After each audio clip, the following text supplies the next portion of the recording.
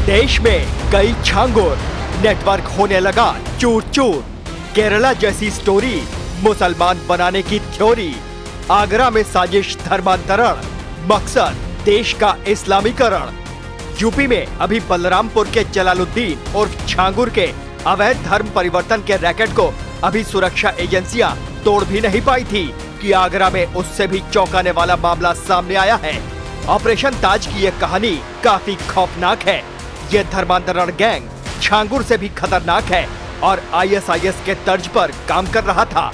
जी हाँ, आगरा में दो बहनों की गुमशुदगी की जांच ने इस संगठित धर्मांतरण गिरोह का खुलासा कर दिया। इस गिरोह का जाल 6 राज्यों में फैला हुआ था। पुलिस ने इन 6 राज्यों से 10 आरोपियों को गिरफ्तार किया, जिनमें गोवा की आयशा उर्फ एसबी कृष्णा, कोलकाता के अली हसन उर्फ शेखर रॉय और आगरा के यूट्यूबर रहमान कुरैशी शामिल हैं। ये गिरोह नाबालिग लड़कियों को प्रलोभन और प्रेम जाल के जरिए रेडिकलाइज कर धर्मांतरण कराता था। इस नेटवर्क का सबसे खतरनाक चेहरा था अब्दुल रहमान कुरैशी। कुरैशी यूट्यूब चैनल और सोशल मीडिया के जरिए नाबालिग लड़कियों का ब्रेन वॉश करता था। इस्लामिक शिक्षा के नाम पर वो लड़कियों को कट्टरता की ओर ले जाता और फिर जिहादी विचारधारा से जोड़ता था। इस गिरोह में कोलकाता से पकड़ा गया ओसामा भी अहम भूमिका निभाता था। दोनों मिलकर लड़कियों को मानसिक रूप से उनके धर्म से पूरी तरह तोड़ते और उनके परिजनों से दूरी बनाने के लिए उकसाते थे। फिल्म द केरला स्टोरी की तरह देश में धर्मांतरण कराने वाले गैंग तक पुलिस की टीमें जब पहुंची तो उसने 10 आरोपियों को शिकंजे में ले लिया। अब्दुल रहमान को पुलिस ने दिल्ली से गिरफ्तार किया है। अब्दुल रहमान फिरोजाबाद का रहने वाला था। 1990 में इसने धर्म परिवर्तन किया था। 2021 में कलीम सिद्दीकी नाम के शख्स को एटीएस ने गिरफ्तार किया था। पहले वही अवैध धर्मांतरण का रैकेट चलाता था। कलीम सिद्दीकी के जेल जाने के बाद पूरा सिंडिकेट अब्दुल रहमान ही चला रहा था।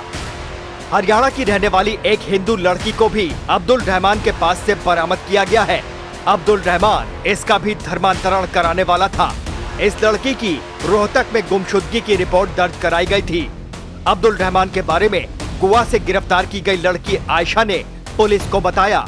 अब्दुल रहमान के पास से धर्म परिवर्तन कराने की कई किताबें भी बरामद हुई हैं। रहमान द सुन्ना चैनल के नाम से यूट्यूब चैनल चलाता था और वो फेसबुक और इंस्टाग्राम पर भी सक्रिय था। अब जब वो पुलिस के हत्थे चढ़ चुका है तो उसके माता पिता उसे बेकसूर बता रहे हैं। जांच पड़ताल में सामने आया है कि ये गैंग लश्कर-ए-तैयबा से जुड़ा था, जो आईएसआईएस के पैटर्न पर काम कर रहा था।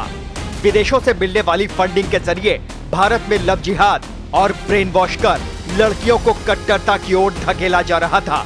ये खुलासा उस वक्त हुआ जब आगरा से लापता 2 सगी बहनों के मामले की जांच शुरू की गई। जांच के दौरान पुलिस को यह पता चला कि दोनों बहनों का ब्रेन वॉश कर उनका धर्मांतरण कराया गया था। बाद में पुलिस टीम ने छापेमारी करते हुए दोनों लड़कियों को कोलकाता से बरामद कर लिया। दरअसल यूपी के मुख्यमंत्री योगी आदित्यनाथ के निर्देश पर यूपी में मिशन अस्मिता अभियान चलाया जा रहा है।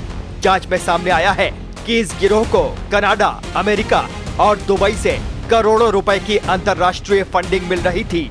गैंग की फाइनेंस गोवा की रहने वाली आयशा उर्फ एसबी कृष्णा थी। आयशा विदेश से आने वाली फंडिंग को देश भर में बांटने का काम करती थी। जांच में सामने आया है कि कनाडा में बैठा सैयद दाऊद अहमद फंडिंग को डायरेक्ट भारत में आयशा के खातों में भेजता था। आयशा का पति शेखर राय उर्फ हसन अली कोलकाता में बैठकर काम करता था। वो गैंग का लीगल एडवाइजर था। वो भी अरेस्ट हो चुका है। वो धर्मांतरण से जुड़े कानूनी दस्तावेज तैयार कराने और कागजी कार्रवाई पूरी करने का जिम्मा संभालता था। ये पैसा भारत में धार्मिक कट्टरता फैलाने, युवतियों को फंसाने और उनका धर्म परिवर्तन कराने जैसे कार्यों में खर्च किया जा रहा था। पुलिस के अनुसार ये गिरोह आईएसआईएस के कट्टरपंथी मॉड्यूल की तर्ज पर ही काम कर रहा था। उनके तौर तरीके, फंडिंग, चैनल और नेटवर्किंग उसी शैली में संचालित हो रही थी। पीड़ित परिवार की बात करें तो उनके शब्दों में वो दर्द और झटका साफ नजर आता है, जिसे किसी भी सामान्य परिवार ने कभी सोचा नहीं होगा। जिन 2 बहनों की गुमशुदगी के बाद ये मामला सामने आया, उसमें बड़ी बेटी कभी नवरात्रि के व्रत रखती थी, देवी देवताओं में श्रद्धा रखती थी, लेकिन बहकाने के बाद वो गणेश भगवान को अचानक सूंड वाला देवता कहने लगी, हिजाब पहनने लगी, पर्दा करने की बात करने लगी और अपने ही परिवार को बुत परस्त कहकर उनका विरोध करने लगी।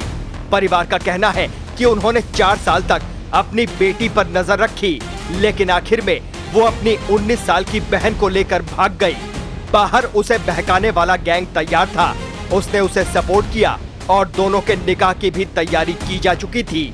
लेकिन अब पुलिस का शिकंजा कस चुका है, अवैध धर्मांतरण का नेटवर्क ध्वस्त हो चुका है।